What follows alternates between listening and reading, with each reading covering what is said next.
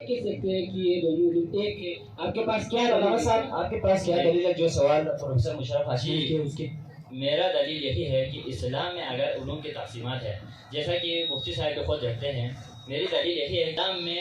اگر ہر دفاعی کا اگر ہم بات کرنے پر واجب ہے کہ اس کا نماز جنازہ ادا کرے، لیکن اگر اس کو ادا کرنے کے لیے صرف ایک فرد بھی ہو یا کوئی چند افراد گاؤں کے اگر اس کا نماز جنازہ ادا کر دے تو وہ کیا ہوگا؟ وہ تمام مسلمانوں سے اس واجب عمل کا ساقط ہو جاتا ہے، یعنی جو وجوب تھا وہ ساقط ہو جائے گا۔ لہذا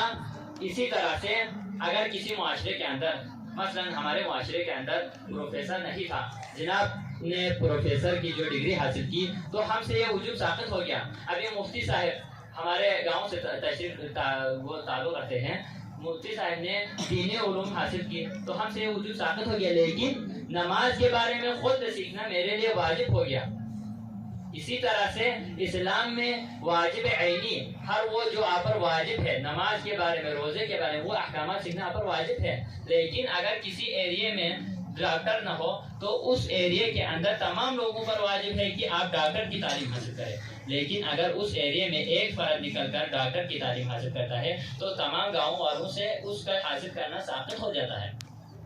جی علامہ صاحب، تو پھر صدر اسلام سے لے کر آج تک کی جو ناظرین بھی ہے اور پروفیسر صاحب کی بھی جو کنفیوژن ہے اس کو دور کرنے کے لیے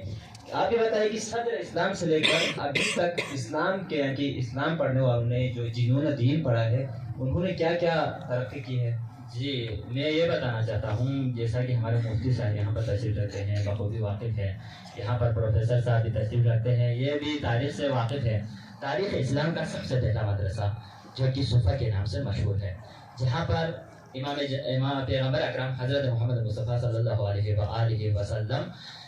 تعلیم دیتے تھے لوگوں کو، جہاں پر اقتصادی تعلیم بھی دی جاتی تھی تو وہاں پر نماز روزے کے بارے میں بھی بتائی جاتی تھی، وہاں پر دیگر معاشرتی مسائل کو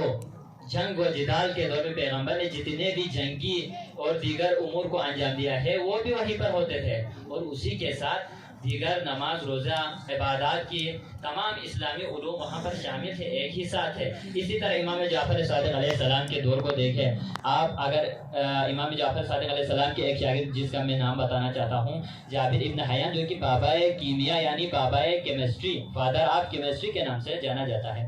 اسی طرح سے اگر دیکھا جائے تو دیگر مسلمان سائنسدان ہیں، آج ہمارے نوجوان پریشان ہیں، مایوس ہیں کہ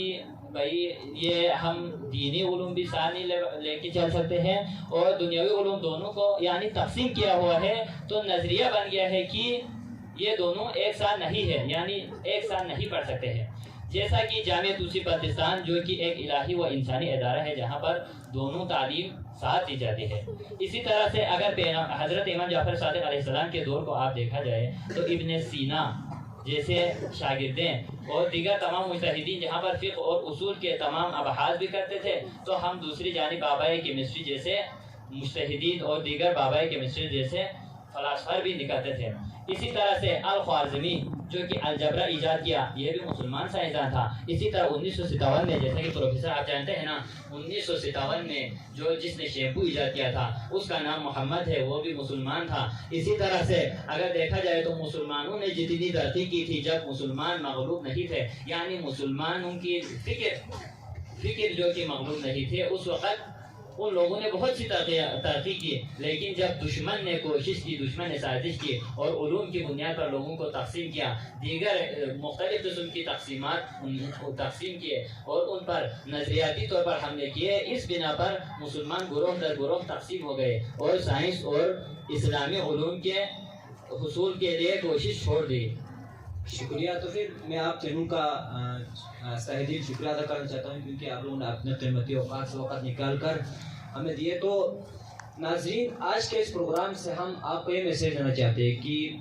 دین اور دنیا دونوں کوئی الگ چیز نہیں ہے، بلکہ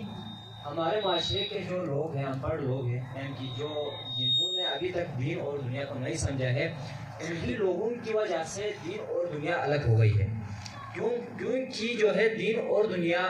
دونوں علامہ صاحب نے مکمل اس پہ گفتگو کی ہے، پھر بھی میں ایک دفعہ آپ لوگوں کی پھر اسے یاد دہانی کرنا چاہتا ہوں کہ جو بھی علم ہو، چاہے دینی ہو چاہے یا دنیاوی ہو، دونوں علوم جو ہے، جو بھی علوم ہو وہ سارے انسان کی نیت پر ڈپینڈ ہے۔ تو پھر ناظرین اب ہمیں اجازت دیجیے، فقط والسلام۔